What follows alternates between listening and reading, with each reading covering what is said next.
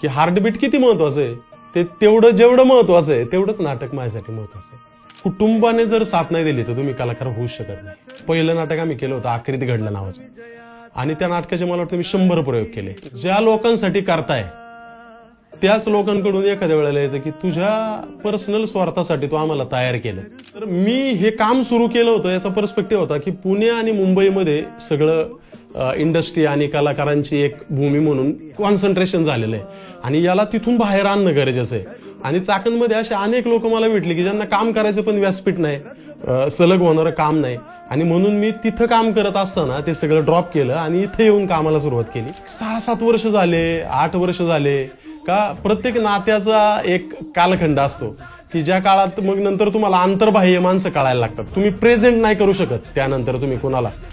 जी माणसं सेल्फ विसरून तुमच्यासाठी 7-8 वर्ष देत आहेत आणि तुम्ही त्याच्याबरोबर काम करताय एखाद्या माणसाबरोबर, त्यावेळेला व्यक्तिगत नात्याच्या पुढे जाऊन पर्पज खूप मोठा असतो.